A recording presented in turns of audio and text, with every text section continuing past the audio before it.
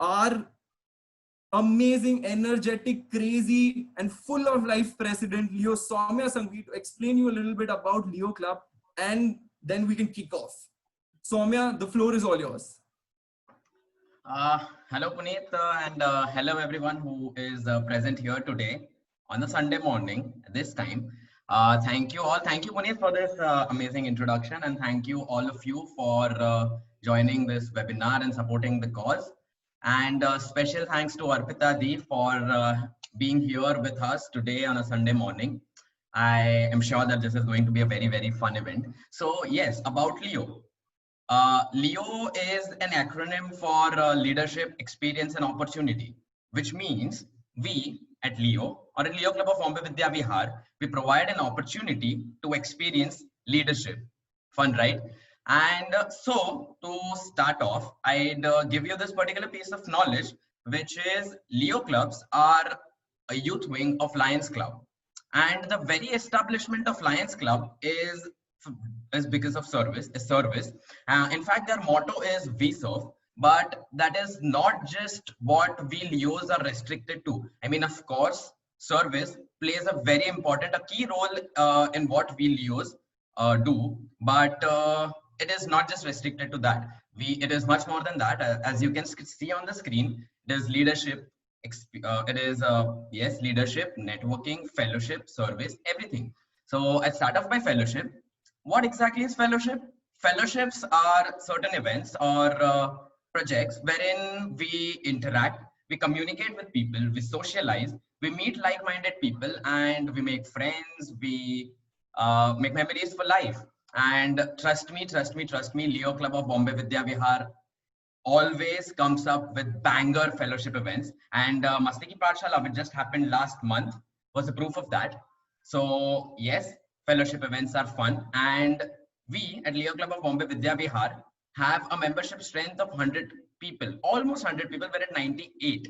So you can imagine that you have a reach of 98 people. You're exposed to 98, 99, 100 people, and you get to meet a lot of new faces, and that is good for you because it is going to bring out the best in you. It is going to develop you as a fellow human being because you learn to speak up and you learn to express, and that is what Leo brings out in you. Then the second aspect, that is service, which is of course a very major aspect to Leoism. What service is? In simple terms, service is where you serve, and via service you learn to empathize with people. You become compassionate, and it is not just towards other fellow human beings that you are compassionate with. It is I don't know, animals, plants in general, towards your society in general, and that is what Leo brings out. It is going to make you a better person in general. And yes, some of the service events that we've had in the past are superhero themed party with cancer affected kids, and trust me, that is the best kind of party that you can have, even better than clubbing if you think so. And according to me, I can guarantee you all that if you guys experience it, you are going to realize that the joy of giving is the biggest and the best kind of joy. There is no better kind of joy than the joy which you will derive when you will realize that you are the reason for a smile on someone else's faces. And trust me, you would just enjoy it and you would not want to let it go. Moving forward, we have leadership. Yes, Leo Club of Bombay Vidya Vihar or Leo in general is a very good platform to explore your leadership skills. Why? Because we at Leo give you a platform to explore your leadership skills, your managerial skills, your speaking skills, everything in general. You are given an opportunity to raise, to create, and to come up with an entire event of yours. You can become the event chairperson, and moreover, you can get into positions, you can take up posts, which is going to bring out the best in you. It is going to make you authoritative, but at the same time, it is going to make you responsible for things. Yes, so that was leadership. And the last aspect to Leoism is the networking. So as I said, Leo Club of Bombay Vidya Vihar has 98 people, but that is just at a club level.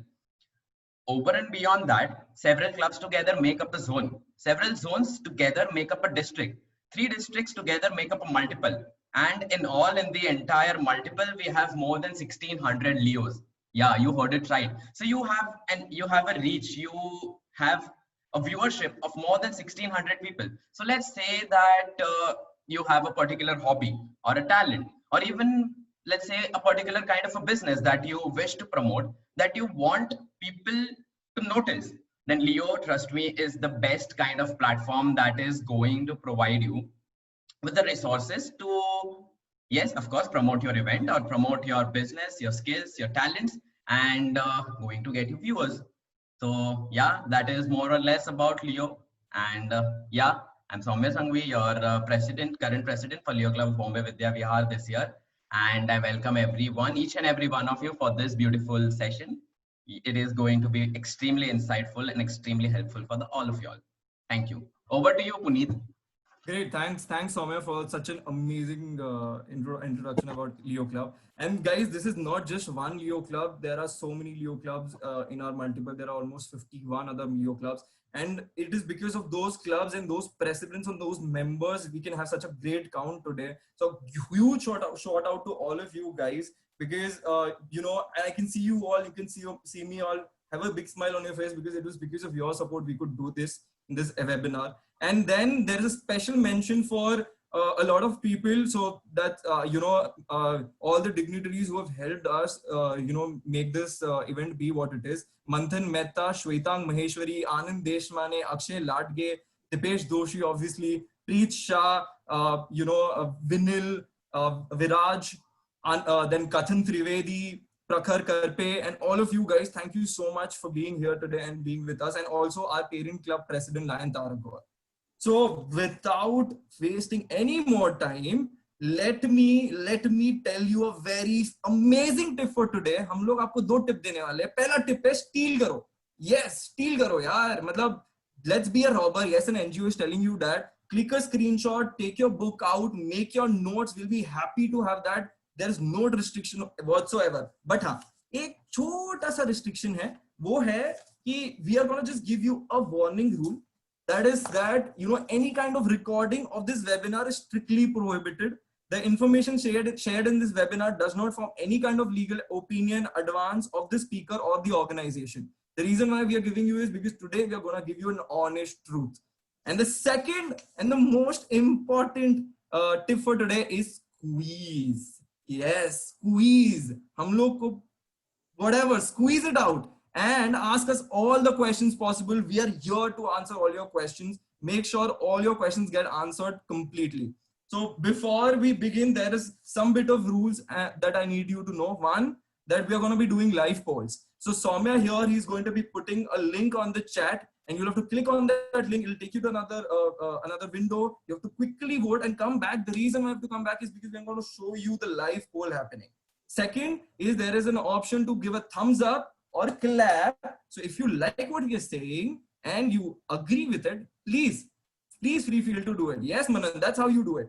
And the third and final one is that we'll be having a Q&A session at the end for all of you. So all your questions will be answered. So अब तो यार आप अपनी कुर्सी की पेटी बांध लीजिए, because the time has arrived. So अब कोर्ट चालू होने वाला है. अपने जूते चप्पल सब उतार लो, बाहर आ जाओ, जल्दी अंदर. So with great enthusiasm, I would like to introduce you to our speaker for tonight. She's a member of Leo Club of Bombay Vidya Vihar since 2014. She's a past president of this club and believes in working for the cause. Professionally, she's a lawyer specializing in intellectual property rights. After completing her graduation in commerce, BCom, she pursued 3 years LLB, followed by LLM. She has completed her PG diploma in securities law from Government Law College, Mumbai. She started her career as an academician, which was fruitfully met by teaching at Siddharth College of Law, Mumbai. After her graduation in law, she worked with law firms in different areas of law like civil laws, intellectual property rights, capital markets, private equity and investment funds, and allied corporate laws. She's authored a commercial module for LexisNexis India on law of torts, and also co-authored an article on Indian scenario of capital markets, published in Year in Review Journal of American Bar Association. She often writes legal blogs to let the masses understand the nuances of law. So Arpita strongly believes in the power of meditation, and on a very personal note, she's usually found spending her time, the me time, with canvas and colors. Also, a very important thing I would want to share with you today is she's here today, especially for you guys, even when her dad is in hospital due to COVID. And she wants to do this webinar, and that's not all. She has been a torch bearer for every 100 counts and a guiding light to us.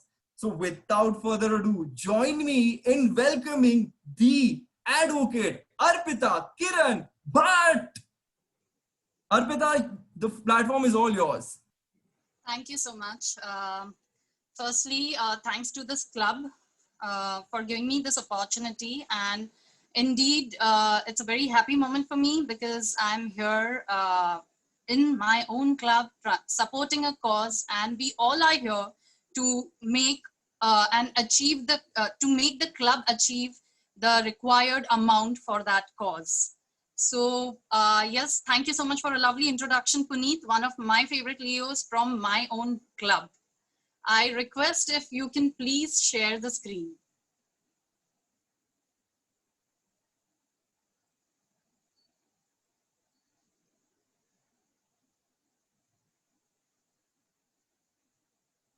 Perfect.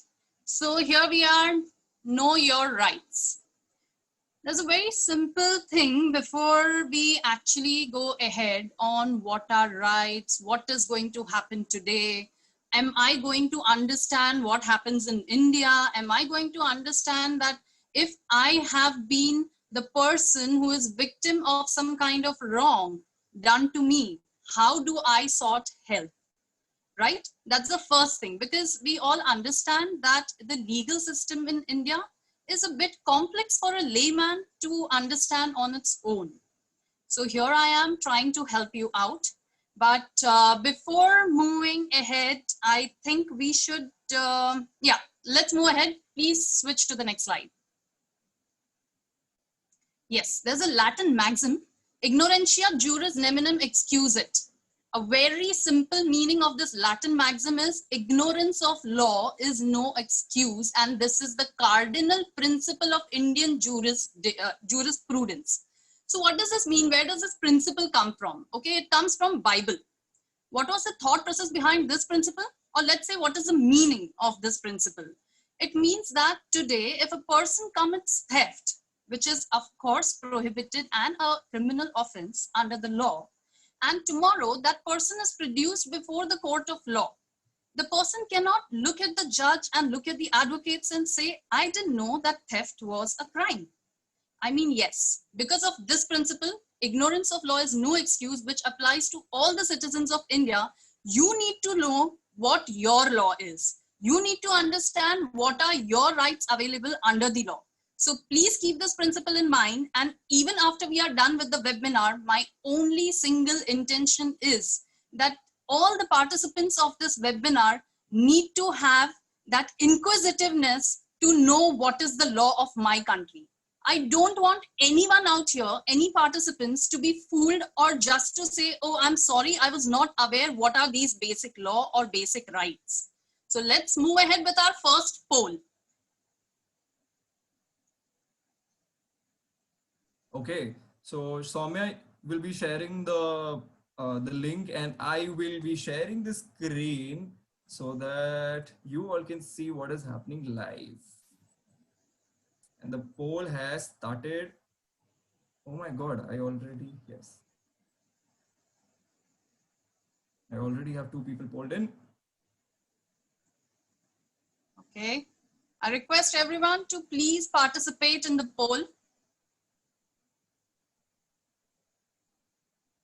Though I understand it is a one-way conversation, the only way I can completely get a scenario of what understanding of law you have is through these polls.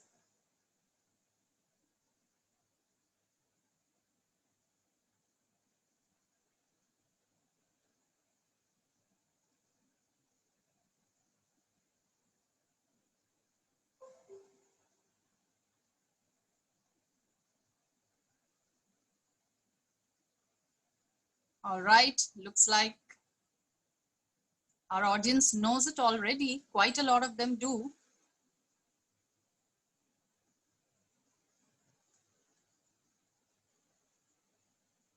Okay. All right, so we see that number of people who have said that they already knew what ignorance of law is not an excuse is 59%, and the people who don't know is 40%. So don't worry, my target audience is for these 40% to know what your rights are, and for the remaining 59% to give you further information on how you can help yourself against the wrong. So let's move ahead with the presentation. I request you to please change the slide. Yes. What are the organs of Government of India? Does Government of India have any kind of organ? I mean, what does this exactly mean? You can see the tiny lines written down there, which says that enact, implement, and interpret. All right, so we need to know what are these things. What do you mean by enact? What do you mean by interpret? What do you mean by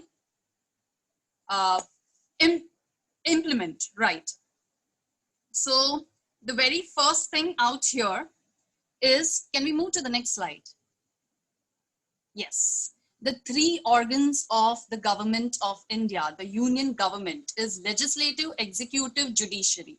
Many a times in the newspaper, we must have read these words. We keep on saying that, oh, it's the legislative wing which needs to frame the law. So what is this basically? Your legislative wings are your member of parliaments. They are your MLAs who are there in the Rajya Sabha and the Lok Sabha, and they are given the duty to frame adequate laws for the citizens of India. So the very first thing, and the reason why legislative, executive, and judicial, legislative is claimed to be in the first position, is because until and unless a law is not framed, there is no legal remedy and there is no way in which it can be implemented. So legislative stands for enactment of law. Next is your executive. So what is executive? Executive is basically your presidents, your vice president, the section of the Government of India who have been given power to implement the law. Until and unless a president gives assent to a law, your law is not binding on the citizens of India. So president holds the highest hierarchy in the executive wing. And comes your third wing, which is the judicial wing. And judicial wing includes all your courts, that is your high court, your Supreme Court, your lower courts, all of it are included under the judicial wing. So judiciary is somebody who interprets the law. So often we have been asked, and often I do come across questions wherein people say that, okay, since you belong to the judiciary side, wherein all the lawyers are actually belonging to the third wing, why don't you see to it that the laws are being enacted well? But it is not the judiciary who can look into what kind of enactment is being done by the law. It is for us to interpret and tell you whatever law is being enacted, what is right and what are the flaws. Yes. Moving on to our next slide. And before that, I think we should have another poll. All right. Our second poll. Soumya will be sharing the link, and I'll share the screen. So there you go. The second poll is on. And two people have already polled in.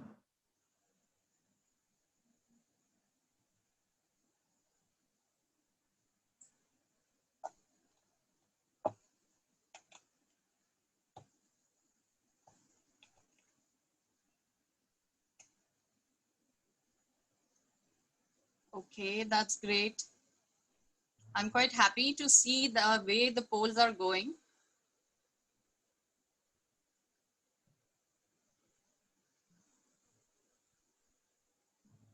See to it that each and every one of you poll.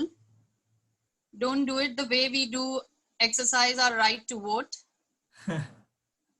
So please do give your opinion out here in the polls. So there are almost 43% with no and I know some.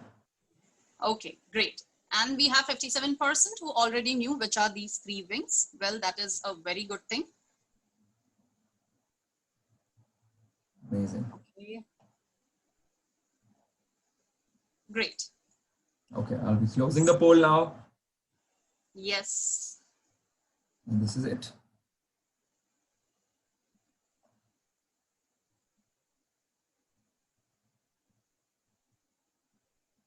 Great. So now that we know what are the three organs of the government of India, moving on to the next basic questions.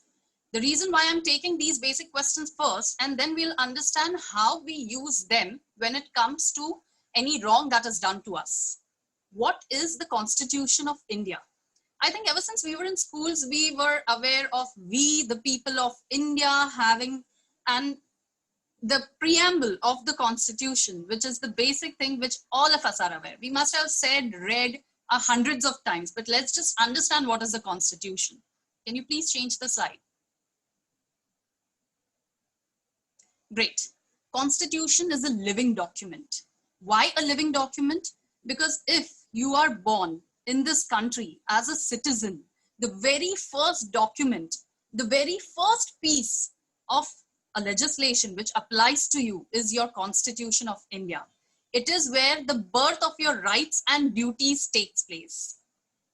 Moving on, the second point is that whether this constitution, which is already framed, okay, it has around 395 articles, 11 schedules, 4 chapters. So we need to, 4 parts rather, we need to understand whether these were ever changed, you know, or is it that a constitution is a fixed document and no alteration can be done? Well, it is a flexible document. And thanks somewhere to the Keshavananda Bharati versus State of Kerala, I would request each and every person who is interested to understand how and what is the Constitution and what are the relevant rights and duties under the Constitution to do read this case. You might find it a bit technical, but with the help of some of your friends, you can definitely read this case. This case has come to rescue because we saw that there were n number of amendments that was done by the Parliament to the Constitution.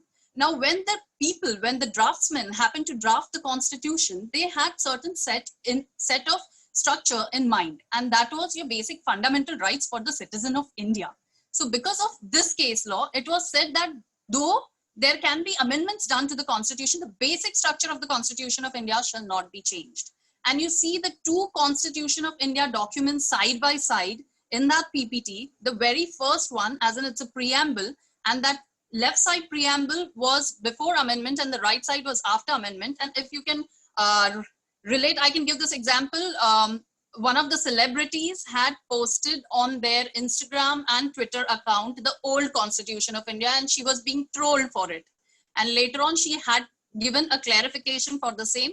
So yes, there were people who had questions. How do you say that that's an old preamble and there's a new preamble? So do check this out, that there were changes made in the preamble wherein the words socialist and secular, the 2 most important and controversial words, were added to the preamble. Moving on to the next slide. What are the fundamental rights and duties? This is very important for each one of us to know that what is my fundamental right and what is my fundamental duty, because your Constitution gives you n number of rights which you need to be aware of. So can you please change the slide? Yes.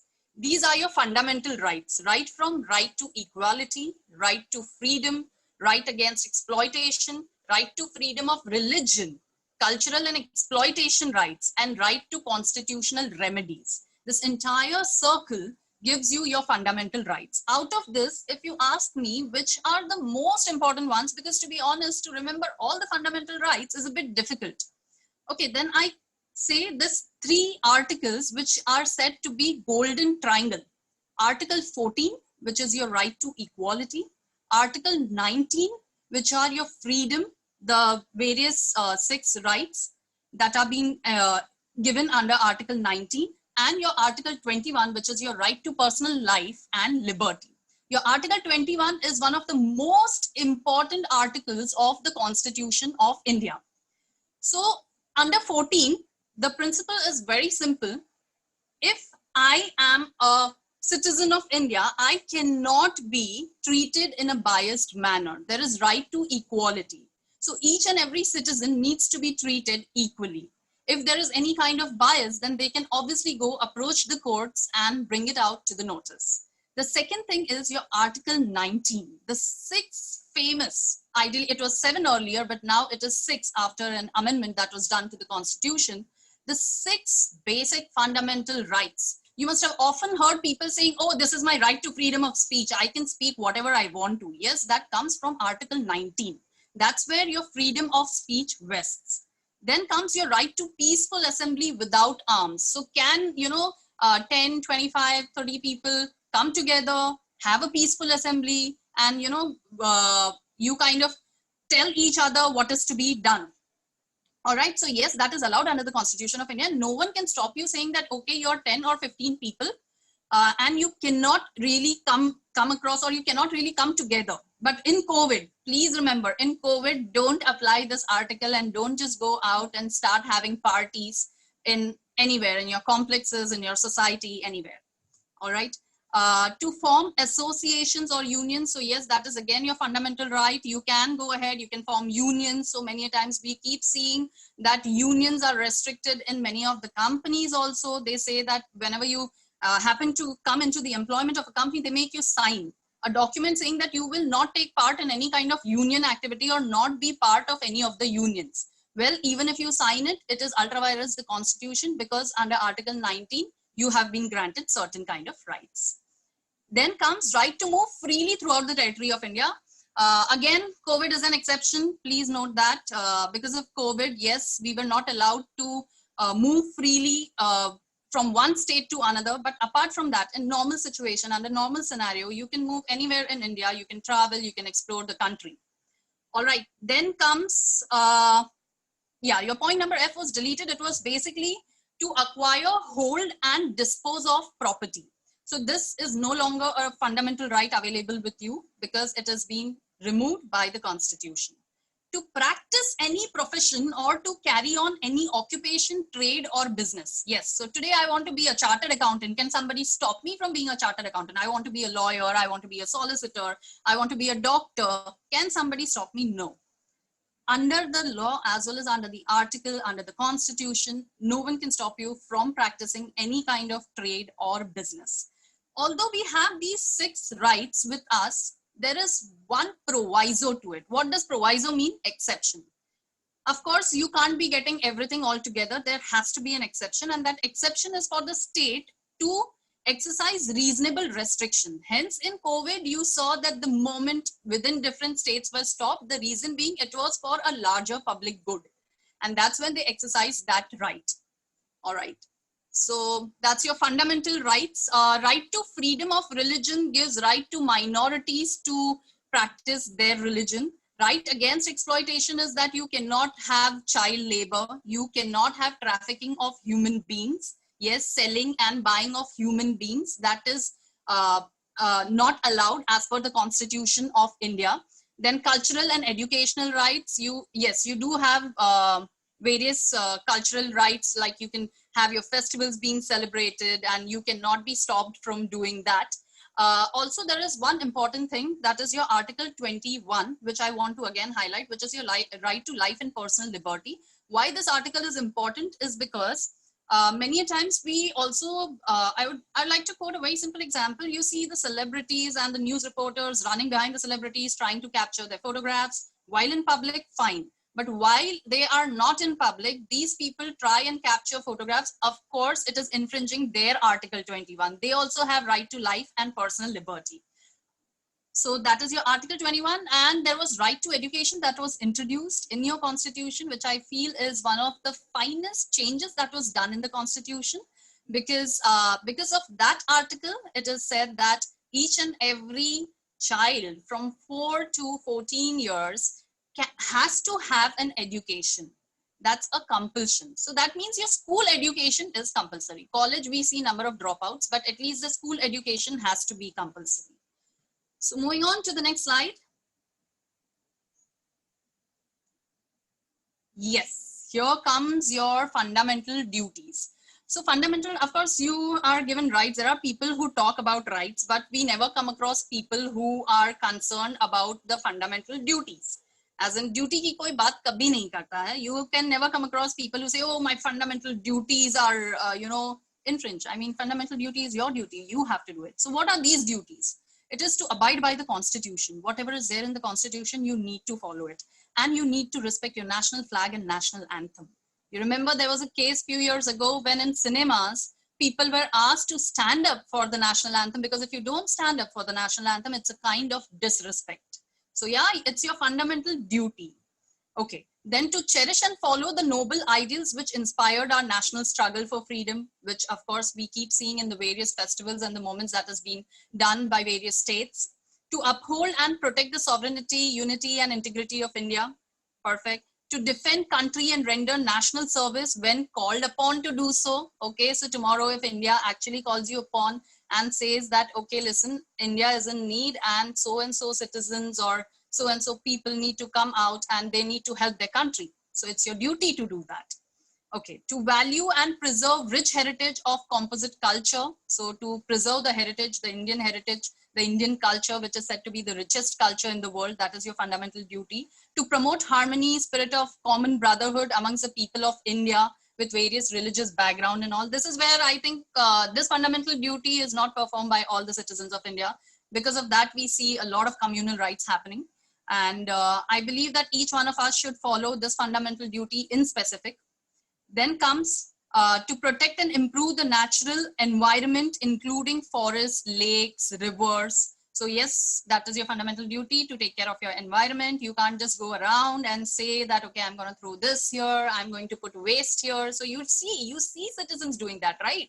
But what does your constitution say? It's your duty not to do it. So while you're availing all your rights under the constitution, you're failing to perform your duties. Then comes to develop scientific temper, humanism, and spirit of inquiry and reform, to safeguard public property and abjure violence, not to resort to any means that would create violence or a situation of terror in the country. Then to strive towards excellence in all spheres of individual and collective activity. The last one, which was put by way of an amendment, is who is a parent or a guardian to provide opportunities for education to his or as the case may be, ward between the age of 6 and 14 years. So that means when you have a kid between the age of 6 and 14 years, as a parent or a guardian, it's your fundamental duty to provide them education.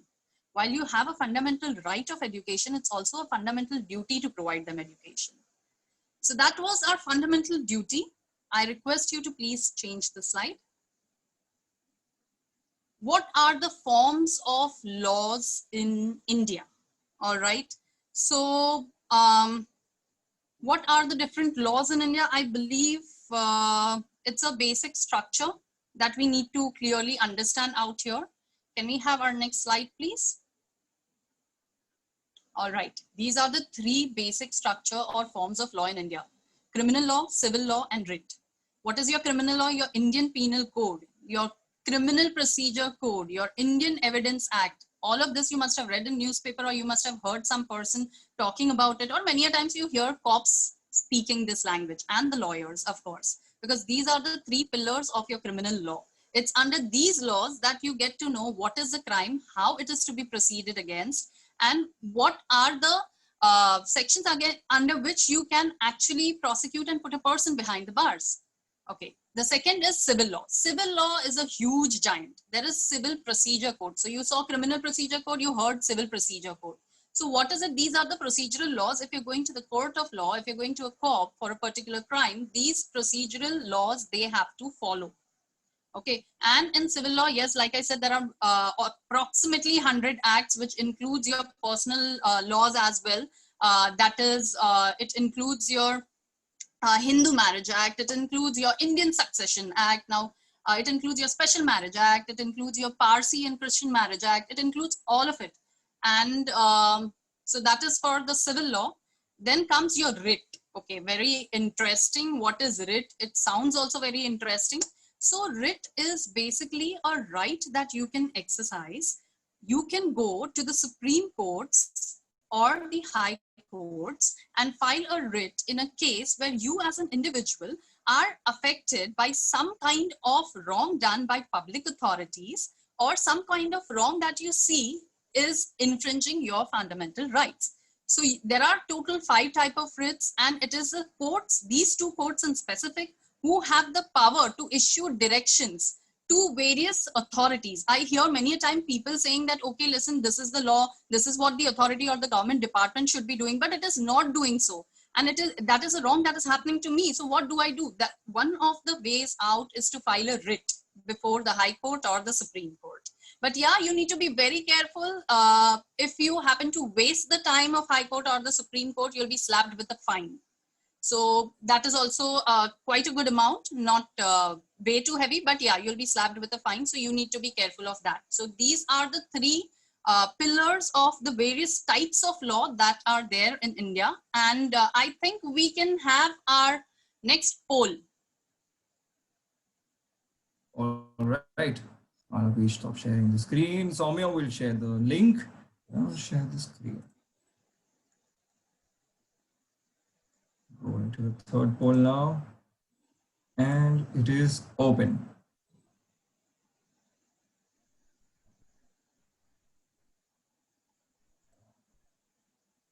I think there was, yeah. I think the audience here is well aware of what happens, which are the laws that comes handy.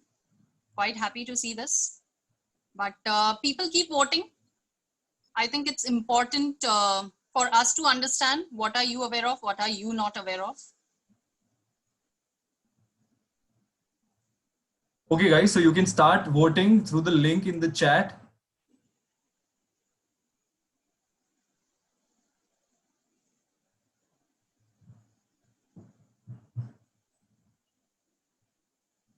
All right.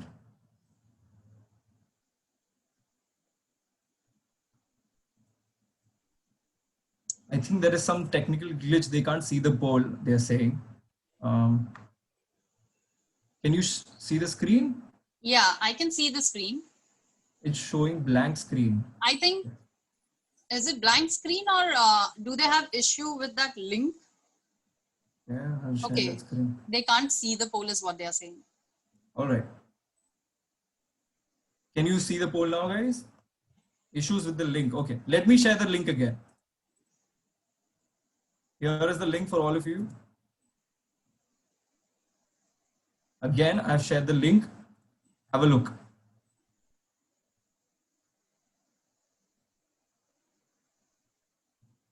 So there'll be an option besides Q&A to do the polling.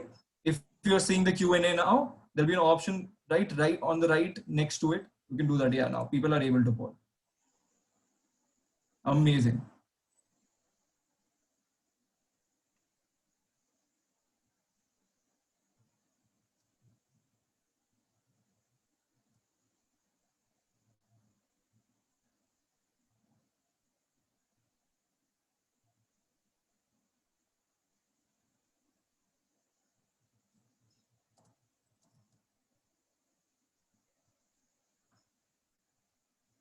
So a lot of people know great. about. Yeah. Right. So as we can see, yes, a lot of people have done it right. It's under the criminal law. They know that a crime like theft has to be taken care of under the criminal law, which is absolutely right. So let's come back to our PowerPoint presentation.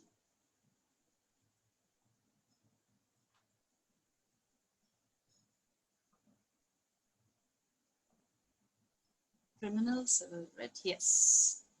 So you go to the cops, you say that, okay, sir, I want to file a complaint. And many a times you listen them saying that this is not under our jurisdiction.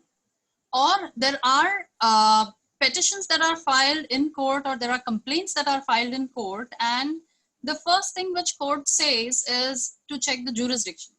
And many a times they dismiss the petition or complaint on the basis of saying that the court does not have jurisdiction. It's very important to know what is this jurisdiction ideally. So let's see what's the jurisdiction. Yes, extent to which a court of law can exercise its authority over a case or a suit. All right. So when you go to the court needs to determine whether it has an authority to entertain a particular case, whether it can approve the case and move ahead with the entire proceedings and give an order. Okay, in simple terms, if you ask, it's a power to hear, determine, and pronounce judgments on the issues before the court. Whatever issues that are given to the court, it has the requisite power to determine and pronounce judgment. Whether it has or not is what is determined by jurisdiction. Now, there are 5 types of jurisdiction in India. It might sound a bit technical. So these 5 types of jurisdiction are subject matter, territorial, pecuniary, original, appellate. Let's understand it by way of example because it becomes easier, although they are completely, you can have an entire legal verbatim for these jurisdiction, but let's make it interesting by way of example. So yes, district commission to assess, the first example for subject matter jurisdiction is that under the Consumer Protection Act 2019, so this happened to come in force last month itself. Before that, it was 1986. It is the district commission to assess only consumer cases. So I have a consumer case. Can I actually go ahead and, file it with some other courts? Then you have, no. So Consumer Forum has a specific jurisdiction for that. Territorial jurisdiction, it is basically a crime that is committed in Maharashtra. If there is a crime that is committed in Maharashtra, then you have to go to the courts of Maharashtra. You can't say that, no, I need to go to the courts of Gujarat and file it. No, that cannot happen. Pecuniary jurisdiction, okay, district commission cannot try mature matters wherein value of goods or services does not exceed 1 crore rupees. So this is called monetary jurisdiction. So every court has certain kind of monetary jurisdiction, especially to the courts which are in the form, the civil courts which deal in the matter in the nature of having monetary damages. So they have these pecuniary jurisdiction which needs to be exercised. Then comes original jurisdiction. So let's say the best example is the High Court of Allahabad. They have original jurisdiction. What does this mean? They can try matrimonial, company law matters and property related matters like probate and all before High Court of Allahabad. So High Court of Allahabad can entertain those petitions. Then comes your appellate jurisdiction. Appellate jurisdiction means you can file an appeal before the High Court and the apex court, which we are aware of depending on the structure of the courts in India. Let's move on to our next slide. Yes, structure of courts in India. So please, yes, as you can see, this is the basic structure of courts in India. Although there are people who will say that, okay, there is also a revenue and revenue also has its own hierarchy. Yes, all of it has its own hierarchy, but civil and criminal together, you can say this as an overall hierarchy of the courts in India, wherein you have metropolitan magistrate and civil judges. Then you have your district and session court, you have your high court, and you have your Supreme Court. So you can see as per the hierarchy, whatever the Supreme Court decides is final. It is called the apex court in India. So it can, whenever you say that I want to appeal because I am, dissatisfied with the order, you can go only up to the Supreme Court and not beyond that. Yes. Can we have the next slide, please? What is a PIL? In fact, a very important question. So before going on to this question, can we have a poll? That's our last poll. Guys, this is the last poll for any webinar. Enjoy voting. 1 second. There's going to be a different link for you all together. Soumya is going to share the link.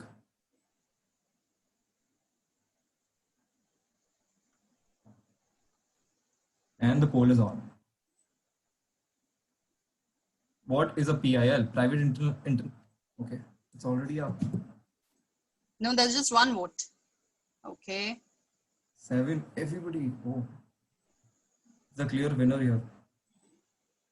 Or maybe they're wrong.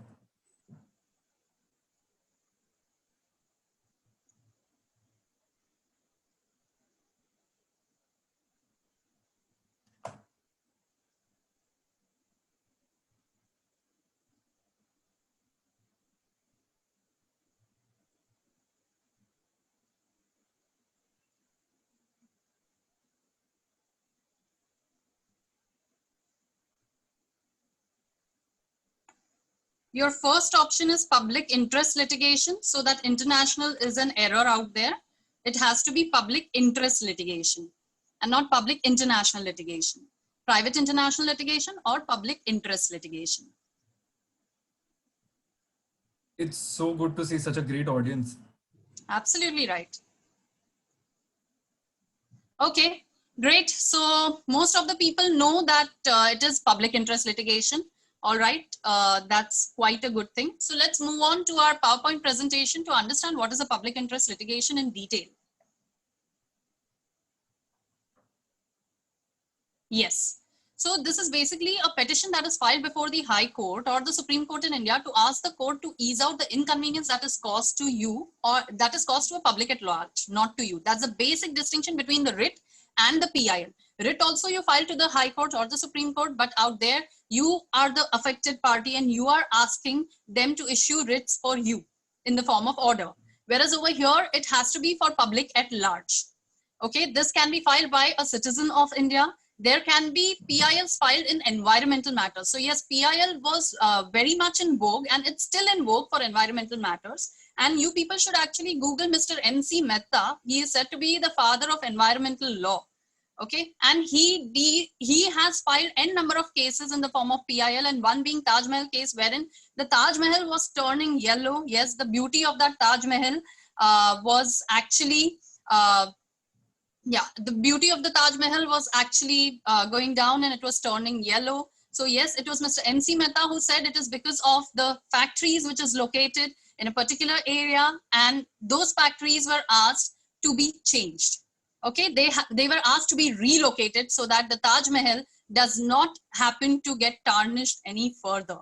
All right, this is a very cost-effective process. Yes, the court expenses are very less. Okay, the concept is unique to the Supreme Court of India only. Yes, perhaps no other court in the world has been exercising any extraordinary jurisdiction. This comes in the form of extraordinary jurisdiction, which has to be exercised only by the Supreme Court of India. And the locus standi is relaxed in cases of PIL. So what is locus standi? Locus standi is a very simple thing. When you go before the court, the first indirect question that is being asked to you when you file your petition, you need to say, why have you approached the court, or what is the authority with which you are approaching that particular court? So in case of PIL, that locus standi is relaxed. So no such things are involved when it comes to your public interest litigation. Okay, next slide, please. All right, I think with that was the basic structure of what is the PIL and what are the kind of laws that you have. In addition to whatever I said, there's one more thing which is there, which will be helpful for us in the webinar further, is that the difference between cognizable offense and non-cognizable offense, and bailable and non-bailable offense. Okay, if there is a crime committed, which questions we'll be dealing with later on, then you need to understand what is cognizable and what is non-cognizable. Many a times you'll understand that these police officers saying, okay, madam, if you are here for a complaint, this is a non-cognizable offense. What does this mean? He will note down in the diary, and it is the magistrate who has to issue a warrant for him to proceed ahead with the investigation of the matter. And in case of cognizable offenses, it is the police who has the authority to move ahead without any warrant and take the matter into investigation and file an FIR, which maybe you're going, and if it's a criminal complaint, just take it down and proceed ahead with the case. All right. Then coming to so then coming to the cognizable, non-cognizable, bailable, non-bailable. All right. So what is bailable and what is non-bailable? So bailable basically means that if you're filing a particular, if you are found to be of, let's say, theft of any property, then ideally it comes under the purview of the bailable offense. What happens is that the police has to inform this to you that it's a bailable offense, so that you can apply for the bail before the police by following the due procedure, and whatever amount that is to be paid for that particular bail has to be given, and you can get bail and you can be out from the custody of the police. Okay, what is non-bailable? So people say non-bailable is where you don't get bail. No, non-bailable is where you have to approach to the magistrate to get bail. So yes, you can get bail in non-bailable offenses also, but you need to approach to the magistrate and they need to pass a relevant order for you to get bail. So that was also the basic understanding of what these two things are. And I would request Puneet to now help us out. Yeah. All right. So these are the questions that we have had from all of you guys, and we will be taking it forward. So the first question to you, Didi, was, can police force you to come to the police station? Okay. So whether police can force you to come to the police station, Yes, if there is an offense that you have committed and if there is already a complaint received by the police, okay, then police can obviously, basis on that complaint, checking whether it's cognizable or not, take you into custody. And if you deny that, no, I will not comply with it, I'll not come to the police custody, I'll not accompany you to the police station, they can take you forcibly to the police station. But there's an exception to this for females. Between evening 6 o'clock to morning 6 a.m., you cannot be taken by the police into the custody. And if at all police in extreme circumstances have warrant for you to be taken into the custody, a women constable has to accompany them. And only after that, you can go and go to the police station and be under the custody.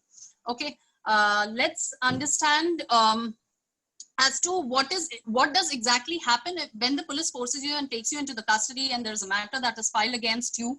So in case a complaint is filed, then you have to accompany the police, but you have a fundamental right under the Constitution, under Article 22, for protection against arrest and illegal detention.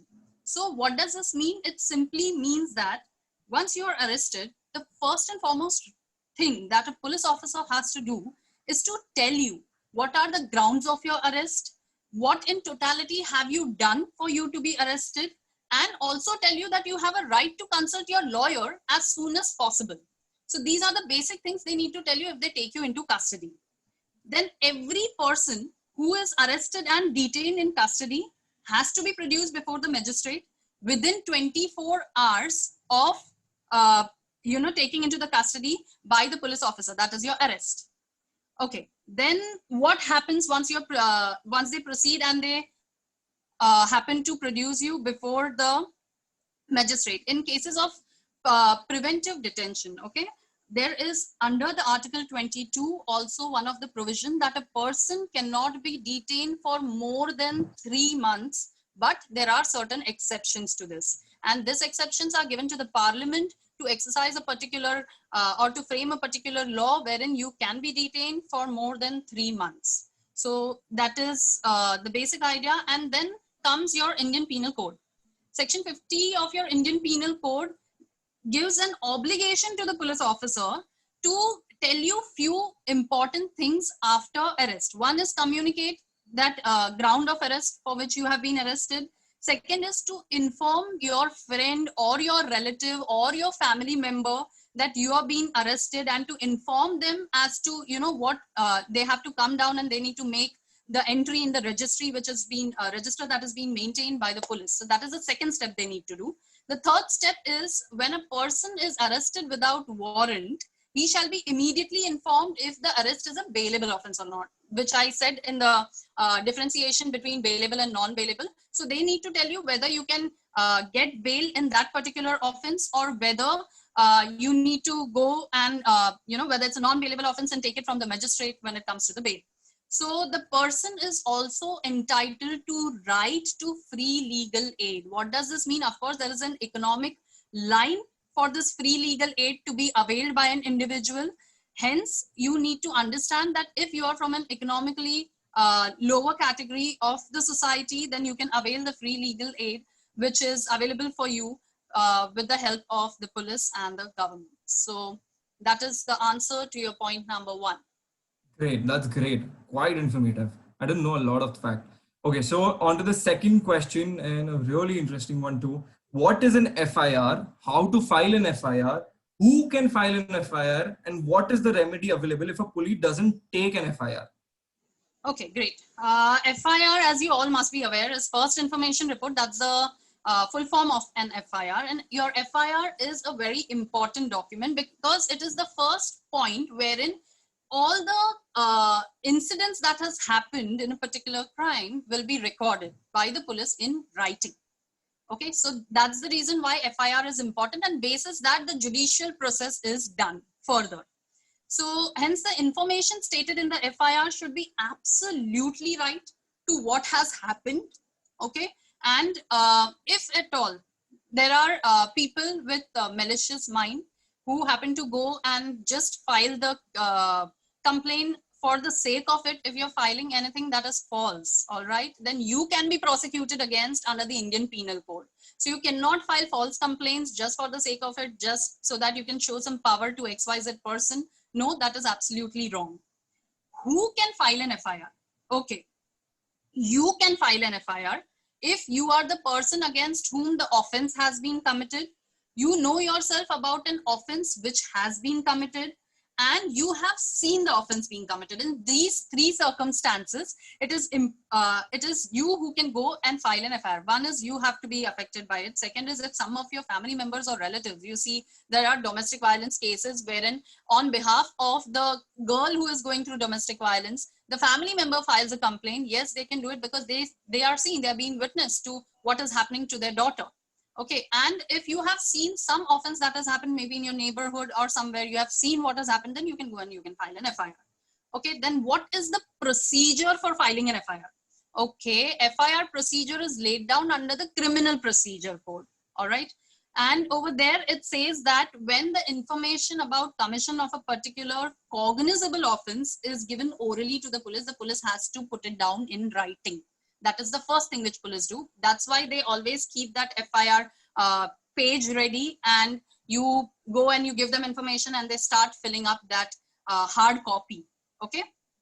Then comes, it is your right as a person giving information to the police to demand from them that whatever the police has written, they need to tell it to you and make you understand what they have written. What happens sometimes is they write in the local languages. So in Mumbai, you can often see that FIRs are also filed in Marathi language. So if you are somebody who is not well acquainted with the Marathi language, you need to really understand what you said and what he has written is in consensus or not. It's exactly the same thing that is being put, or it's something different that they didn't understand and they have put it up.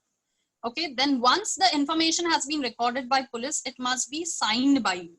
They will give it to you, they will ask you to put your signature, and if of course you don't know how to sign it, then it's your left thumb impression that is to be put on the FIR. And the last and the most important thing is always ask for a copy of an FIR.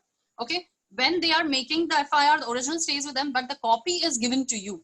Why that copy is important is because it has a complaint number, it has an FIR number, basis which after an FIR is filed, not that the work is done, the entire process is remaining. It's just the first point of recording a complaint or recording an offense. So after that, you need to follow up with them. So you need to have that FIR number.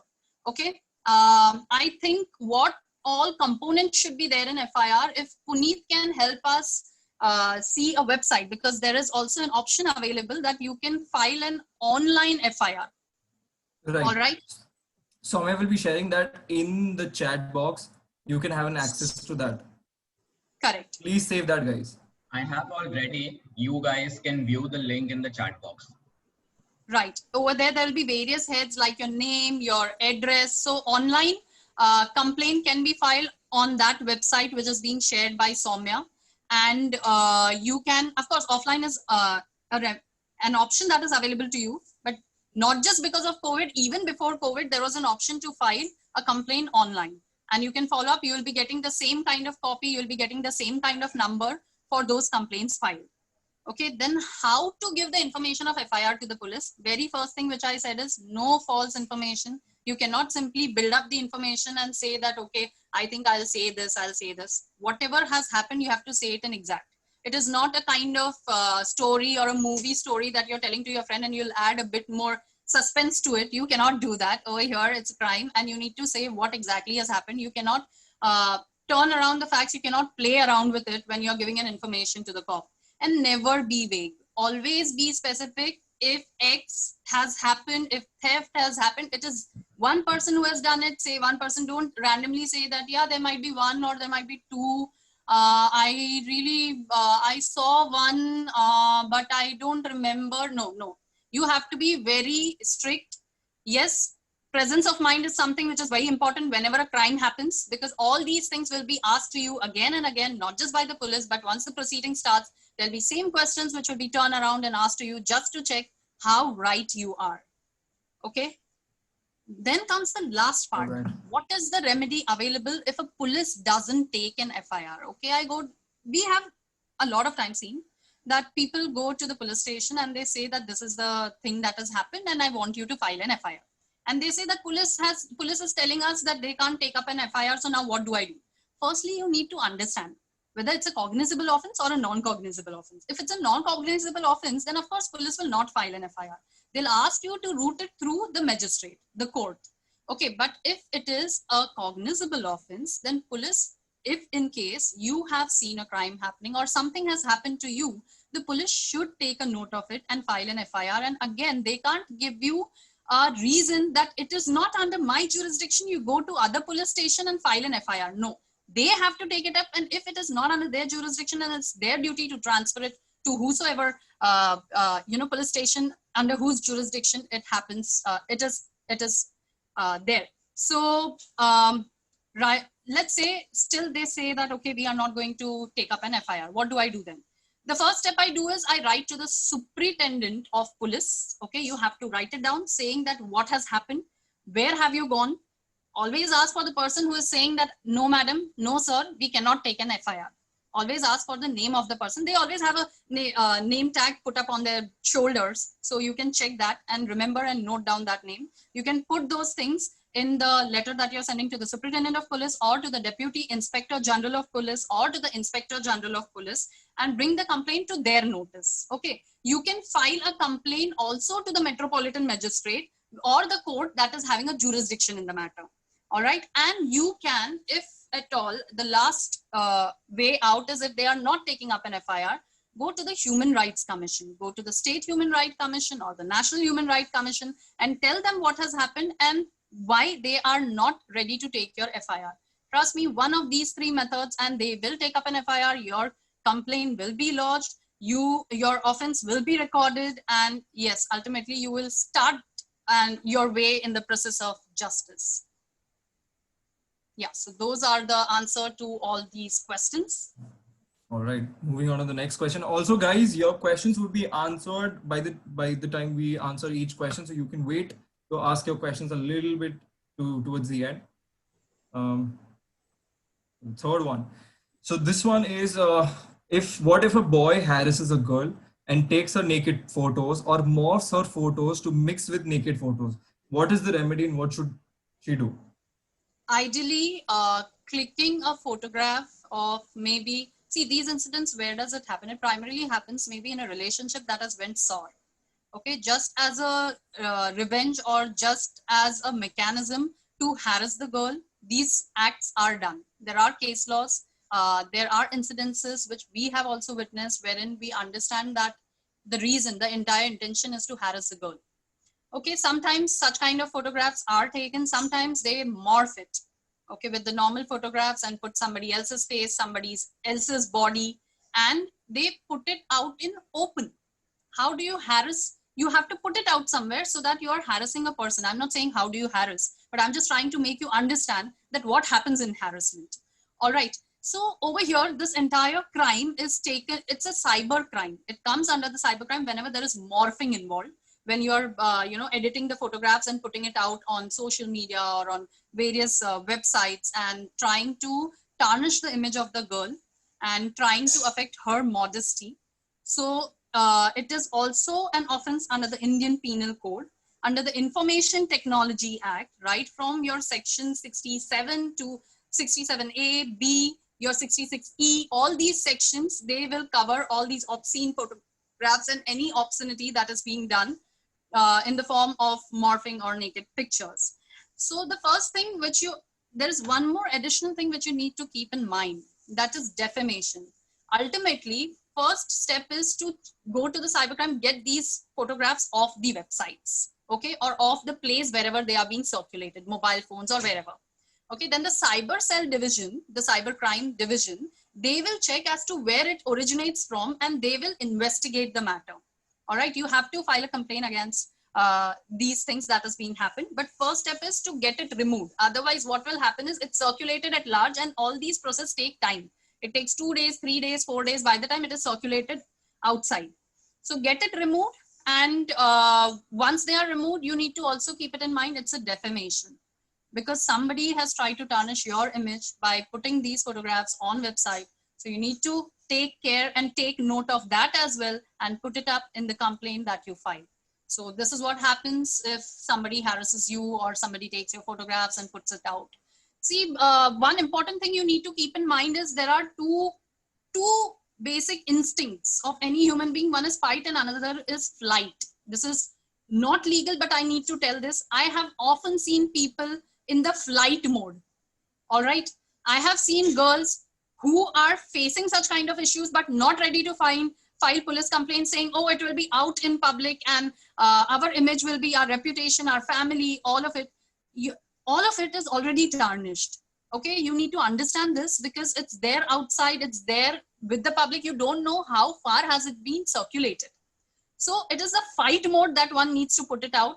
Please, in India, I have seen victims being scared. Victims are not the one who should be scared. You should be the one who should take the help of law and take adequate action that is required. Okay, we have the next slide. That was amazing. Okay, so the fourth question is, if you see people smoking around in public places, is it an offense and can you complain? Okay, that's great. Yes, it is an offense. Smoking at public places is banned. Thanks to Mr. Milind S. Deora and Union of India versus Union of India case, Supreme Court happened to ban smoking at public places. I think I keep on seeing this questions a lot on my screen. Okay, so I feel we should give them a time for questions later on. They can jot it down and keep it separate rather than putting it on the chat box. Just if that is possible. All right. Right. Then let's say, okay, so the smoking, the case which I was talking about, Milind S. Deora versus Union of India, court happened to ban it at public places. What are the public places like? They are auditoriums, they are your hospitals, your buildings, your railways, your court buildings, your libraries, educational institutions. Okay, we see that this law being, we see that this is not being applied by, yes, the youth itself. We see a lot of youth smoking out educational institution premises also sometimes, or the best thing is outside the educational premises, you will always find one person selling cigarettes. Then you can say that it's in the health institutions you cannot smoke. Of course, you cannot smoke at all in the health institutions, in the hospitals. Okay, why? Because smoking had to be banned. People who are smoking is obviously putting their life in danger, but people who are not smoking, they are the victim of passive smoking because of the people who are an active smoker. All right, and if this is a crime or not, yes, under the Cigarettes and Other Tobacco Products Act, this is a crime. All right, you cannot smoke in public. What happens if I smoke in public, in the public places? Well, a fine of rupees 200, not much. I don't know how many cigarettes come in that 200 rupees. And if anyone is found smoking at public places, then if they are found for the second time, this fine do get increased. And right now, due to COVID, Maharashtra government also has specifically increased the limit from 200 to 1,000 for spitting and for smoking at public places. It's a pandemic and it puts people at risk. And public places is something which needs to be kept well in your mind, okay? And of course, when we say these educational institution XYZ, they also need to have boards at various places saying no smoking, smoking is prohibited. All of that has to be taken care of by them. But if somebody is standing at a railway station and the person is clearly smoking and saying there's nothing put up here, I'm doing what I have to, but but it's a public place. You cannot do it. When you're aware what's a public place, you cannot really go ahead and do it just by saying there's no board saying no smoking, so I'll smoke. Yeah. Great. That was good for the youths here who have been attending here today. Hope you got that message, guys. Next question is littering a crime in India? Is it? Yes, littering is a crime in India, and it is a criminal offense, of course, under Indian Penal Code. It is termed to be nuisance. So if you are just going around and saying, okay, I'm eating this banana and I'll throw off the skin on the road, which people do in India, because even though it's a crime in India, people do. That's why this entire Swachh Bharat Abhiyan that happened in India, right? Otherwise, there was no need for something like that to happen. But littering is a crime. So next time, before you are throwing off anything of that sort, or before somebody else you see is doing littering, you can go ahead, you can file a complaint. It's a crime. They will be prosecuted against. Although whatever the fine amount is, it's really less. It's amounting to nearly 200 rupees is what last I remember. So the amount is less, but yes, if it's a repeated offense, then there is imprisonment as well in such cases. Got it. Got it. And yeah, just to add on, your Environmental Protection Act also provides for various rules and regulations on how the waste has to be processed, if at all you are. So it is a specific legislation in general that you need to protect your environment, which is the basic understanding why you are not supposed to litter around, why you are not supposed to put things outside your house or on the roads. Got it. Okay, so the next question is, if you're traveling on a local train journey in Mumbai and you have a valid pass of second class, a person in a hurry gets into the first class compartment and travels till its destination. The TT checks his tickets and he gets caught, but his intention was not to travel in the first class. What's the remedy? Oh, I faced this so many times. Okay, yeah. So I am sure many of us have faced this a lot of times. In a hurry, of course, Mumbai local trains we are aware of. So if you happen to get into, let's say, from the, let's say with the second class pass in the first class, all right, that's the scenario. We see first class people traveling in second class also, but that's not a grave offense. But a second class person with a pass traveling in first class, okay, you get those, those glances from people around when they see you is she's not a regular traveler, does she have a pass, and all those things. Okay, so in this case, if a TTE catches hold of you, okay, until and unless the TTE doesn't catch hold of you, although you know it's a crime, you are safe because no one is there to look into it.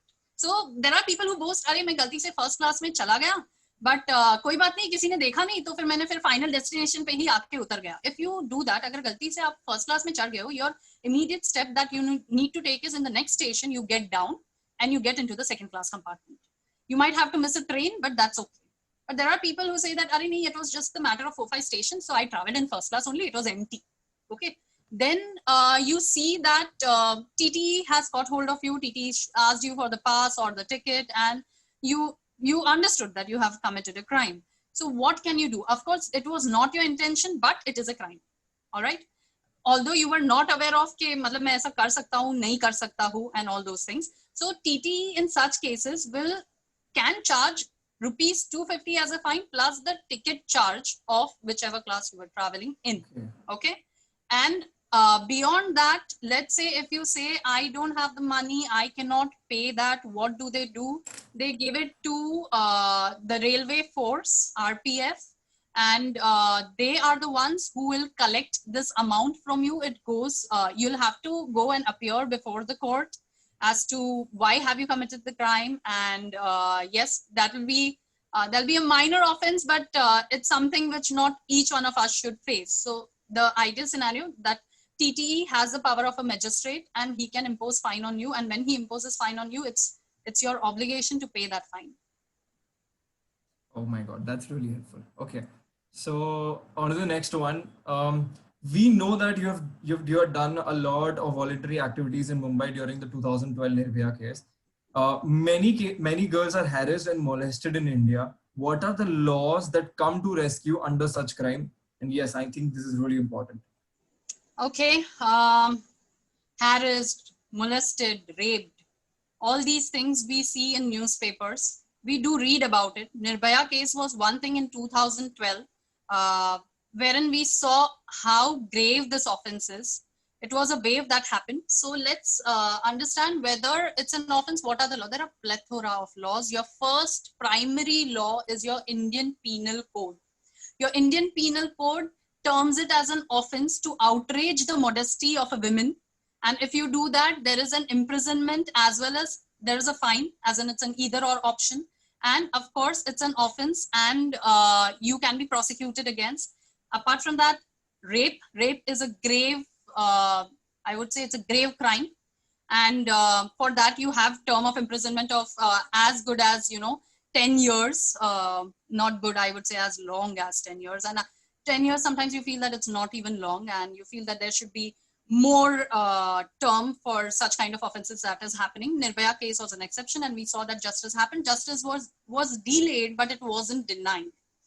Okay, so laws are plenty. There is a specific law on representation, indecent representation of women act. So, you know, even that needs to be taken care of. Apart from the harassment and molestation that you face, if there is any kind of, let's say, a picture wherein a female is shown in a particular way to outrage her modesty, then of course it is also a specific crime in general that is deal with indecent representation of women's act.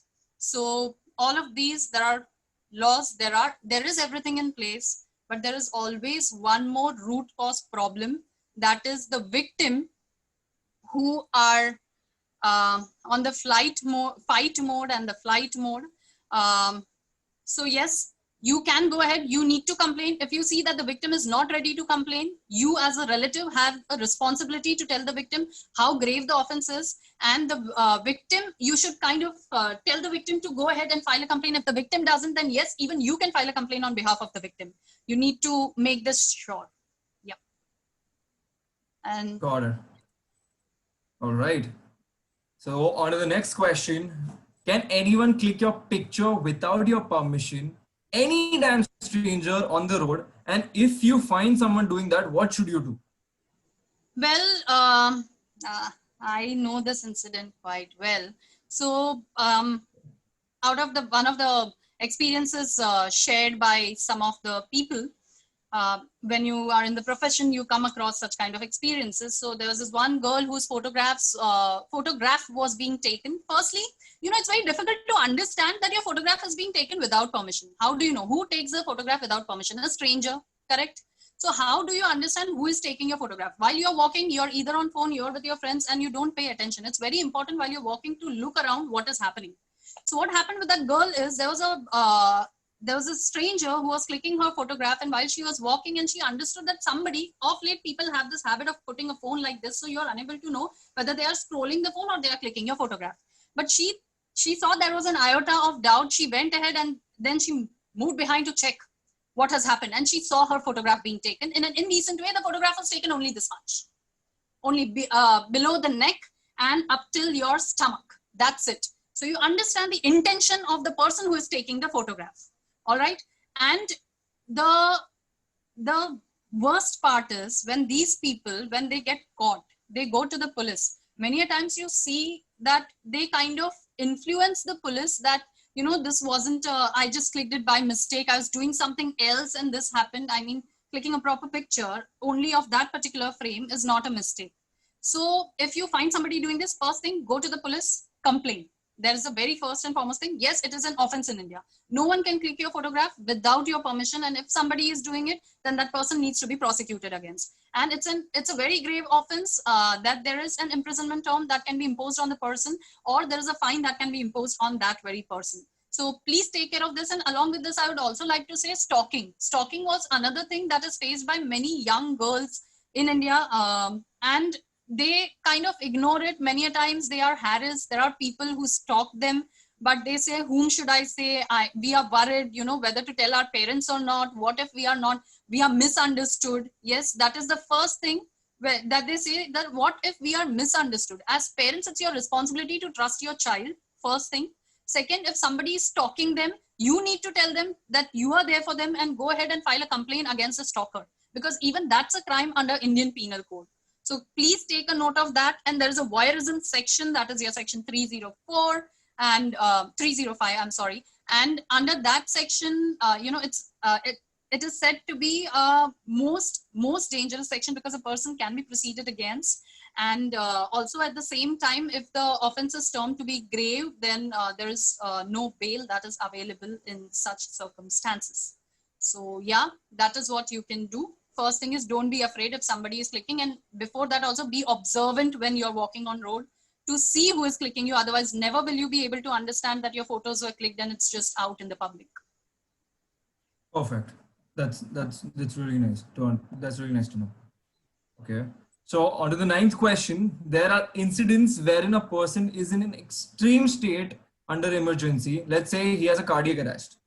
He goes to the nearest hospital and the hospital denies admitting him until all the formalities are not over. Is there a legal remedy in such cases? And this reminds me of the Munna Bhai movie. So yeah, you very much got good correlation. You're right.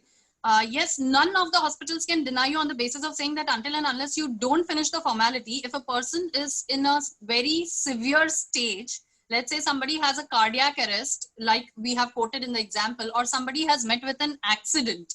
Okay, the first thing is that the hospital who has the facility needs to take in the patient and start treating it, and the formalities can be done later. Always note this. We have seen hospitals fooling people because you don't know what your right is. Don't let this happen. It's the matter about life.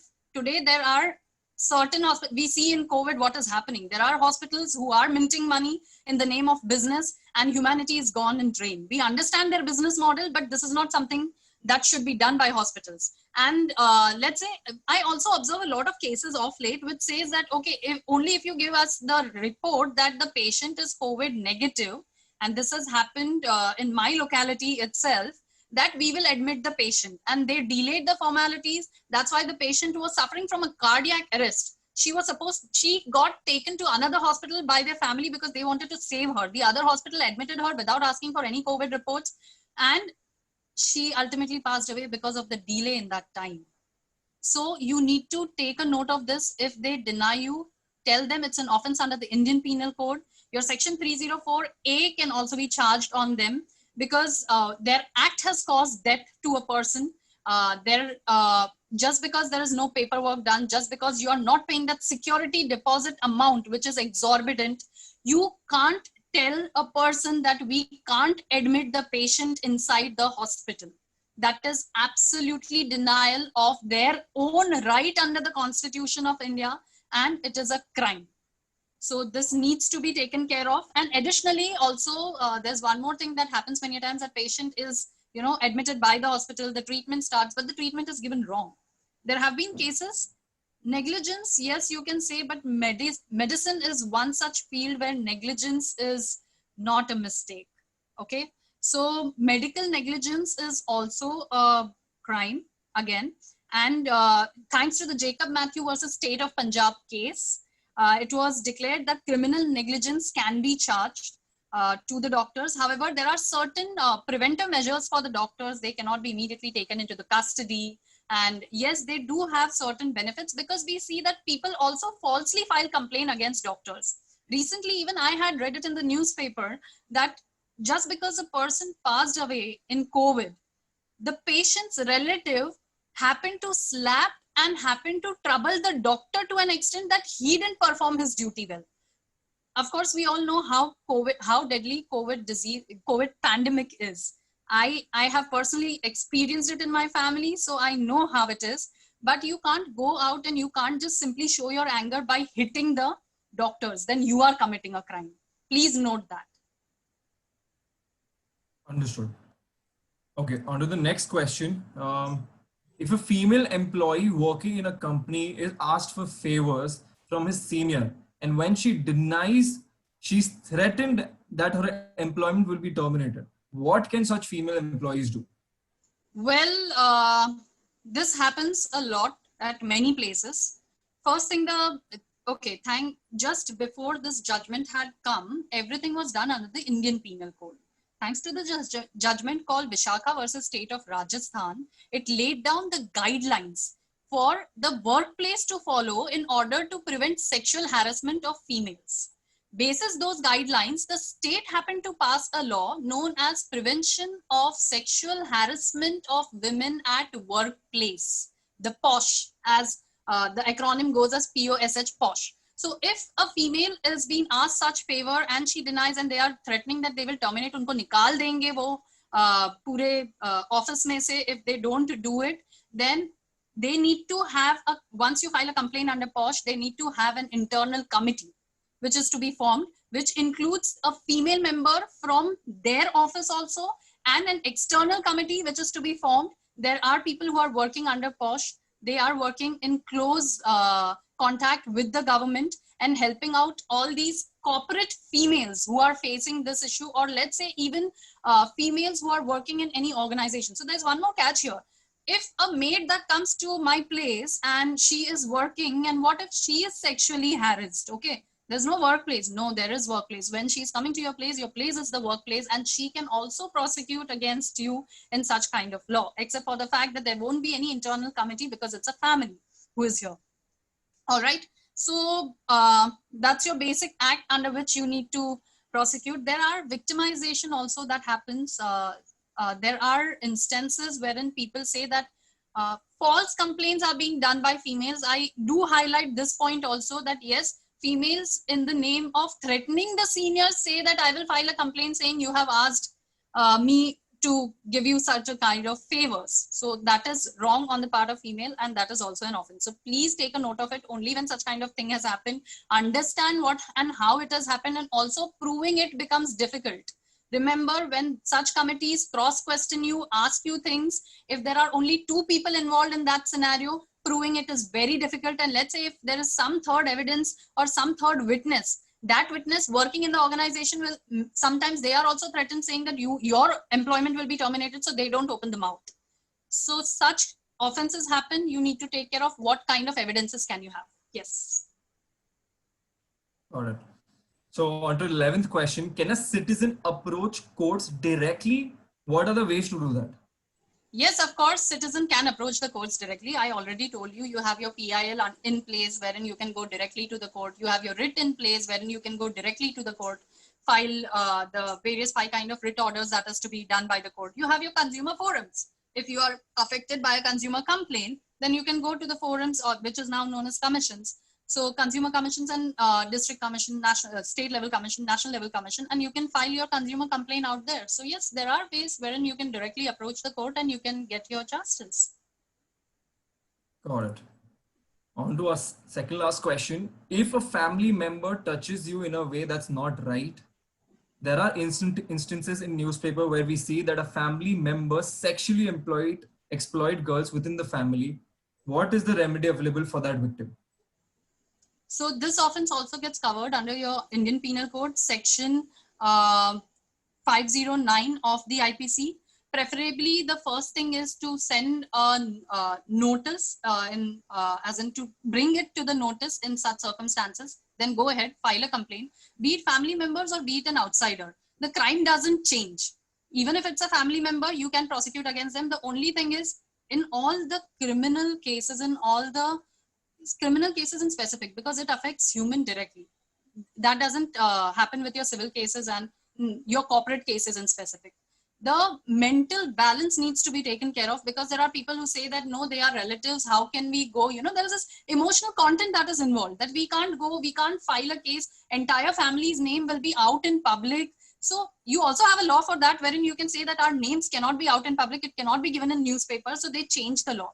Many a times, people also know that Nirbhaya case, Nirbhaya was not the name of the victim. Her name was changed, right? Because that is what she had demanded, her family had demanded, so that they don't face any kind of, any kind of circumstances wherein they feel that they are ashamed. And peer pressure is also something wherein they say that, okay, this will not happen. And there are parents who say that we should not file a complaint. Ultimately, it is uncle, it is this, that. Don't do that. It is your daughter. What has happened is wrong. If it has happened for one time, it will happen again and again. So please take a note of it and always file a complaint in such cases. Got it. Okay, on to our last question, and then we'll open up for the Q&A. So what are the rights of the child if the parents are getting divorced? Okay. Parents are getting divorced and the rights of the child. So first thing comes into the picture is the custody of the child. All right. If the child is minor, then the custody has to be decided between the parents as to who will be raising the child. Either of them, and the other one can keep visiting the child and meeting her. But if it's a divorce because of some kind of domestic violence, then there are instances wherein people say that there shouldn't be any such, custody given to the father, or in instances wherein the female is not of a good character. Then in that cases, the father will happen to say that, the custody of my son or daughter should not be given to the mother. All right. The first and foremost right comes into the picture when you're of 18 years age. As a child, you'll be asked again as to with whom would you like to, stay, and with whom would you like to spend the further tenure. And the child has an option to decide whether with mother or with father. But a child below 5 years of age has to be with mother as per the court of law. And they don't usually give custody of a child below 5 years of age, because a mother's care and love is required for a child at least till the tender age of 5 years. And secondly, yes, you have right to education, so do take a note of it. Your parents need to educate you. Just because they have separated, that doesn't mean that your education has to be stopped. Your education has to be continued. It is your right, as I have explained it earlier. And I think that's more of it. Great. So guys, it was quite good. I think we covered a lot, and there were questions running in from the top. A lot of people asking, some really pertinent questions. So we open it for the Q&A, and I still already have Soumya who's jotted down all the questions for me. So I'm gonna answer it to you. There are some questions which have been repeated because you answered them while they asked, and then you were already answered it. So do skip it. So first is there any fine or punishment for the same? And this is from Himisha. Okay, sorry, I'll repeat the question. What if you violate any fundamental duty? Is there any fine or punishment for the same? Wow, that's a nice question, Himisha. I wish more people would take interest the way you did. And I know where this question is also coming from. Himisha is also a law student. All right. So in such cases, wherein your fundamental, if there is a fundamental duty on your part and you are not abiding by it, if a state or if an authority takes an action against you, then the idea is whether these duties that are to be performed by you, how is it being proved that it is not being performed? So yes, if you're asking me in a yes or no form, then yes, there are actions that can be taken in cases where even the fundamental duty is not performed by you. Got it. So there's another question. Is there any time frame in which FIR has to be filed with the police? Ideally, there is a time frame. I think, as far as I remember, it's approximately 30 days within which it's approximately 30 days to 6 months. Reasonable time frame they see when it comes to such crimes happening. I mean, let's say if you're saying that somebody has given me a check and that check was bounced, okay, initially it used to get covered under the criminal part as well. And now there are certain changes in law that it gets covered under the civil part only. So in those cases, there is a limitation period. Okay. So whenever you want to initiate any action, the most important thing is that you go by that limitation period, which is around 2 years or 1 year, depending on what kind of case you are filing. All right. And yes, in cases of criminal offenses, there has to be investigation that needs to be done. A reasonable investigation is important to take cognizance of offense. And time period, as in, they can't really say if an offense has happened, they can't say that you have come here after, let's say somebody happens to, there's an accident that has happened and somebody is in hospital for 30 days or 40 days and the entire family is with them, taking care of them, and they didn't file a complaint. Okay, let's take a very, very broad scenario. Usually this doesn't happen, but let's take a very broad scenario. Then of course they have a reason why they couldn't file a complaint, right?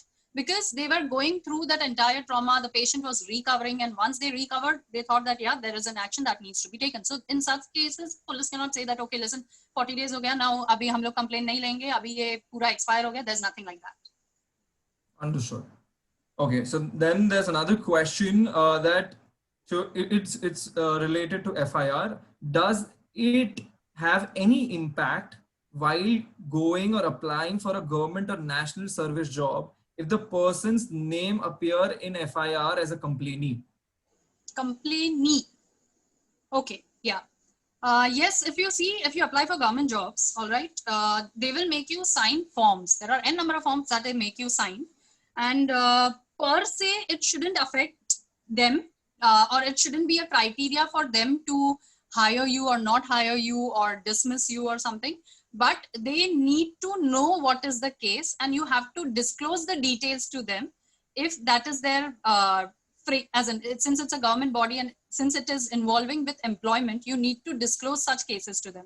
Because ultimately at the end of the day, if there is, if there is a person who against whom a murder charges are being put up, and that person is applying for some kind of job, it's not necessary that such offenses are done by people who are not intelligent or who are not professionally capable. They are very much smart, they are very much intelligent, and we see people playing around also. With the recent case of Sushant Singh Rajput, which is the most controversial case, and I need not disclose anything further about the case because all of us, those who are following Republic TV or anything else, they know what happens in such cases.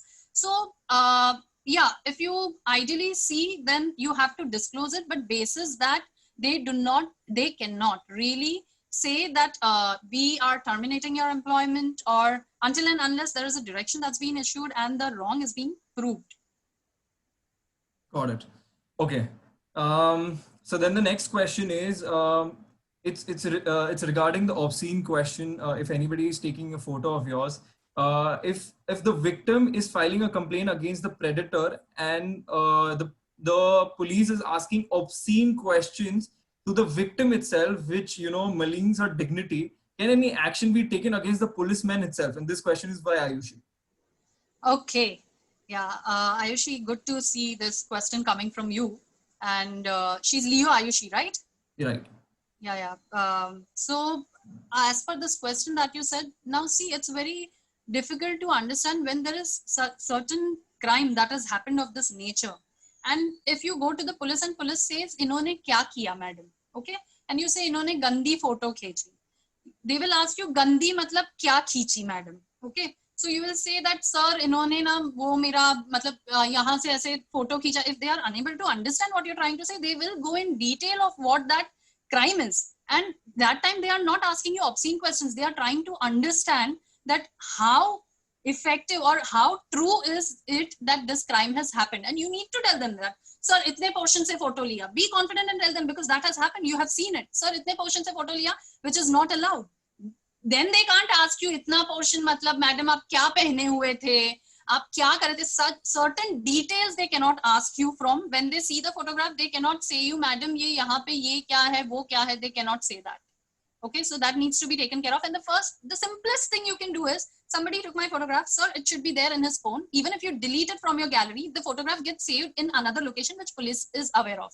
And when they take the phone from the person, we as a layman, we usually delete it only from the gallery. Now, I'm not going to tell you where else it's getting stored. So you need to understand, those cops will take your phone and they will get that photograph from your phone. That is for sure, because they are trained for that and they know where else it gets stored. So they shouldn't ask you much. Mr. Shantanu Kopkar is writing cloud. Mr. Shantanu, there are various other places also where it gets stored. Cloud has come into the picture only off late, but even before that, when we had not this highly technical smartphones, still they could figure out where are these photographs going.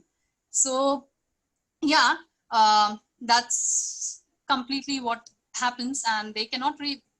Questions are not obscene. If a crime has happened, it has happened. If you feel they are asking you obscene questions, then yes, you can proceed against them as well, because they are also outraging your modesty by asking such questions. But there is a very thin line between they performing their duty and asking you questions on the line of crime, and they crossing that limit and asking you something which is very personal.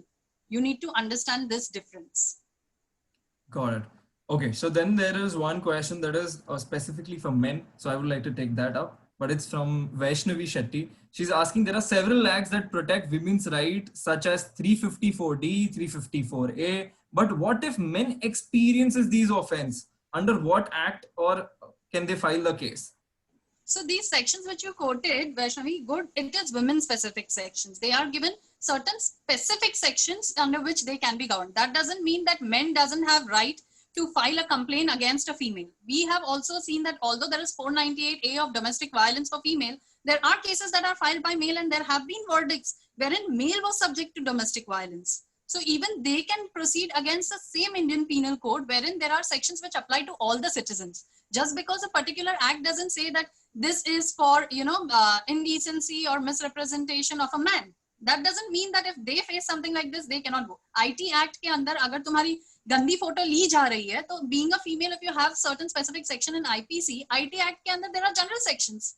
There are sections that are applicable to all the citizens, which includes any gender. And I'm not limiting myself to say only male or female. There exists another gender as well. We all are aware.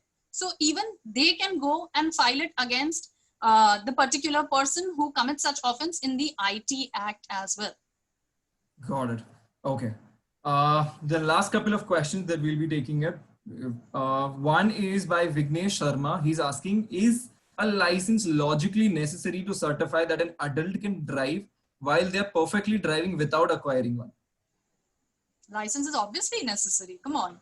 There's an entire Motor Vehicles Act. There's an entire section. Your state has made it compulsory. You tell me one thing. It is as good as saying if I don't have a license to run a business. Okay. So let's say there are certain kind of drugs business is completely prohibited in India. Okay. You can say मैं license नहीं लिया पर मैं बस वो I'm kind of selling off these certain drugs to the youth outside the colleges. So I am not doing anything wrong. It's just that it's a gray area. वैसे ही when you are driving, you need to have a license in place because they need to understand that you are of that particular age. And tell me, why will somebody not take a license? Why? If you are above 18 years, above that majority age for which the license has to be obtained, the first thing you do is go to a driving school, get the license with you, right? If you are below the age, that's when you don't get the license. So license is compulsory and very much required for you to have it while you're driving a vehicle. It's for public safety in general. It's not just that you have to see मैं ठीक से drive कर रहा हूँ, problem नहीं है, I am a good driver, but I don't have a license, so क्या फर्क पड़ता है? फर्क पड़ता है अगर गलती से इतना भी if there's even minor negligence on your part, it can affect somebody else's life. And we have seen such cases in the past, be it of celebrities or be it of lawyers. What happens when there is rash driving? What happens when there's negligent driving? Despite of having licenses under the influence of alcohol, what is being done and what has happened to the public at large? And where are they now? All of us are aware of it, right? Okay, got it. So I'm collating two questions that I've received I'll just be sharing the questions. So one is, can marital rape be reported and actions be taken? Also on that same themes, there's been a question which has come up is that what if the wife is going through domestic violence and wants a divorce and she has left the house but no money with her children? The husband says that, it will not take it back until, she's willing to come back and be beaten up. Husband has refused to pay for the welfare of kids. What should they do next? See, firstly, if you ask that with respect to the Domestic Violence Act, in specific, marital rape, yeah, that's something which is a controversial issue. Marital rape is very difficult to prove. When you say consent, when you say the basic basis, the basis of a rape is one single word, consent. Okay, that's why people say, right, a no means no, and a no doesn't mean yes from a female. But how can you do that when you are married to a person? You have under section 13 of I'm talking about the Hindu Marriage Act, okay? Under section 13 of the Hindu Marriage Act, one of the basic rights of a marriage is to consummate the marriage. Okay, that's why you are married, right? So consent is important for having any kind of relationship, but at the same time, marital rape is something which is difficult to prove and it falls under the gray area because there are two contradictory laws which you can see going hand by hand, as the basis of marriage in India is to consummate the marriage. So this needs to be taken care of. Let's go to the domestic violence part. All right. Yeah, she has left the house, completely understood. There's a Domestic Violence Act for it. There is your Indian Penal Code section 498 for it. However, if, in such cases, the female has to leave the house and she has no money, she goes to her mother's house, or even if she doesn't go to the mother house, first thing she needs to do is she needs to file a petition for divorce. She needs to ask maintenance. Alimony comes into the picture only after a divorce is granted.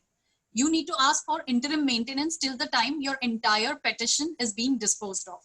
Okay, so what do you do till then? You need to tell the court, you need to make them understand that since you have left the house because of maybe the reasons wherein you feel that you're being threatened inside the house and it is not good for your child as well. You left the house, you don't have the money. So it's a husband who has to pay for that amount, because again, while you are married also, there's a pin money which the husband has to pay to all the females. Today, females are professionals. Today, females are earning really good. But yeah, this concept still exists. Tomorrow you can go to your husband and you can say that I need my pin money. I'm married to you. And he has to give that pin money. Not that I'm provocating anyone to do that, but that's still the case. And secondly, yes, in this cases, she can ask for interim relief, maintenance. Petition can be filed before the family court, and she can get the amount so that she can survive by staying separate. Got it. So we've been on a marathon today, but I'll cap up with the one last question, and it is what. So the person is asking why it becomes difficult for a man if he's a victim of sexual harassment, because the society might mind it. What should he do? And is it a crime? And what happens if some girl reports a false report of rape or anything against her or molestation? What should he do next? And yeah, that's the main thing. Okay, so let's understand this one thing. Thank you, Krisha. Sorry, I'm just interrupting. She has sent a very beautiful message out here. She's also an advocate. So thank you for that. Okay, what happens with the men? See, the society framework is such, and yes, you see there are laws that are favoring women, because women for years, I'm not saying the current scenario, please don't misread me, please don't mislisten me, all right? So for years, they were actually not given equal status. Your Article 14 of Constitution was not given to females for quite some time. So the society framework is just one simple mindset that something like this, some kind of harassment cannot happen against male. But trust me, it is changing. It happens against male. They need to file a complaint. Or let's say in the example that the person has cited, that what if a false complaint is filed against me of rape? What do I do? Of course, rape is a very big term and a crime altogether. What does a person do? Us pe bhi galat complaint gaya. He knows, the family knows it's not true. But what next? So yes, let them file a complaint. Go to the court. You have the remedy to defend yourself. And remember, all these crimes require proof. All right. If somebody goes and says, I have been raped, starting May, yes, you have that tenure wherein everywhere it will be like, oh my God, this guy has raped someone. If your identity is revealed, I'm again telling you, you have a right not to reveal your identity or not to get your identity revealed, which you need to tell to the cops also, which you need to tell when your case is also filed. So whenever it's given to the media, your name and everything will be changed. So it's not that they cannot report such crime. Once it goes to the court, they can report it. But, misguiding the court or misuse of law by females also is a crime. They need to take a note of it. And after it is proved that, this was a false complaint, there are punishments that is available against the females, and the male can actually file a defamation case, criminal defamation. I mean, such big offense, which is falsely being quoted just because there is a law available at the disposal of a female in the Indian Penal Code, cannot be misused. So yes, men do have remedies available with them, and they need to take care of such things. Just be vigilant. If there is too much tarnishing of image, file a counter case of defamation. Got it. Thank you so much, Arpita. That was quite an informative and damn interesting a session. More than it was beyond what we could have comprehended, and you highlighted some really key aspects that we need to keep a mind of, and you also answered all the questions that all that came up so spontaneously for almost 1.5 hours now. Amazing session. Thank you so much, and thank you for always being there for us, no matter which project. It's always an honor to host you.